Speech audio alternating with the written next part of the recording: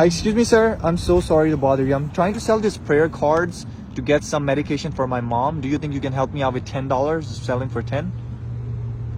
Yeah. I mean, I've only got a buck. You only have $1? Yeah, maybe it's that. To be honest, right now, anything would help, man. If you even have $1, I'll take that, bro. I got something for you to help mom at least get you a start. That's all you have? That's literally everything. And what were you gonna use this money for? To get a bill up for $1.09. Wow. So you were gonna use this for food or drinks, whatever, but you're willing to help me instead for everything that you had, you're giving it to me? Yeah. That's well, I mean, it's, you know, you need it for your mom's medication. I mean, I side with it. Wow. Okay, if you don't mind me asking, like, not trying to judge you or anything, where do you live right now? Usually here or pretty much really anywhere, everywhere. Wow. If you don't mind me asking, like, how long have you been living on the streets like that?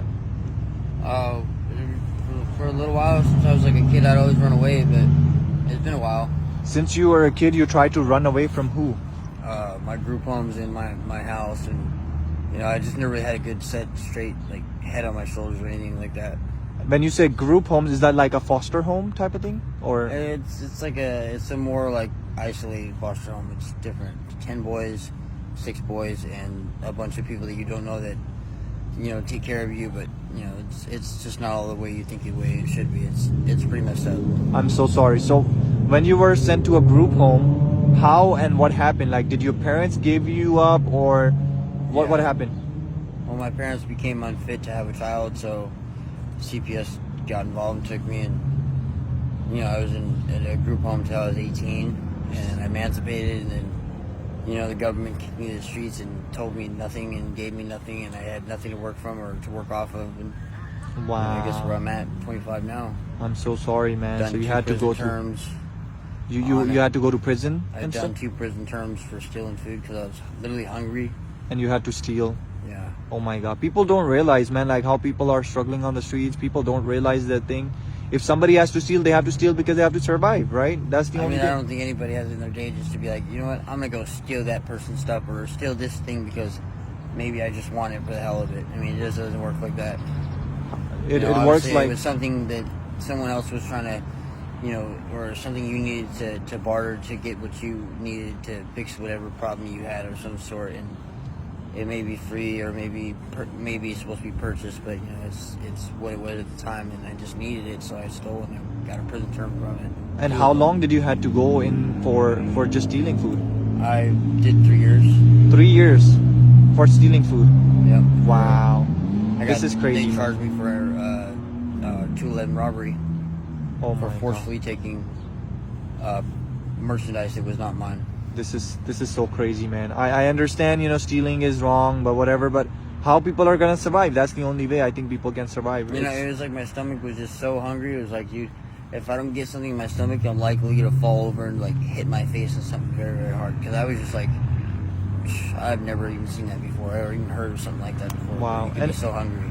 And if you don't mind talking about like your life, like, so when you said your parents were not okay, did they have like a mental issue type of thing, or were they had addiction? Mentally and physically, they were just unstable.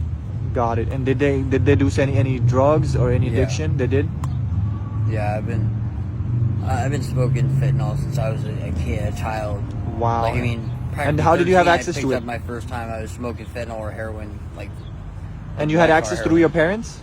Well, they were the ones smoking. I was taking their foil when I'd get all stressed out because of, you know, and I'd try to smoke it the way they did and try to feel what they felt, because every time they felt something, they felt like they were doing pretty all right. Wow. When they weren't yelling at each other, they were doing what they were doing with the piece of tinfoil or with the lighter, you know.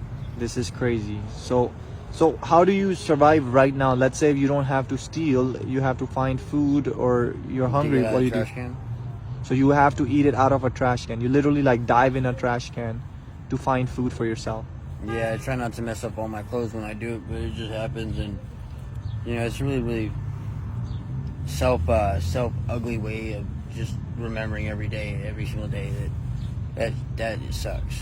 That's so sad, man. Honestly, like I cannot even imagine what you're going through right now, and like I don't even know how to comprehend 2025 right now. I'm like, if you really think about it, where we're at in life and what things are going on, like it's I mean, I would say it's close to the end of Revelation to It- the it- Bible. it's- It's pretty messed up. I Wow. don't think anybody could comprehend that stuff. This is actually the end of the world. The way the world is working, these wars and all these things happening, it looks like that's how the revelation is, right? Yeah. That's what the Bible says. It That is. foretells you, it warns you to watch out for these things, because when you see them, if you see them, then you're saved. If you're not, then you won't see them. You'll be stuck in that.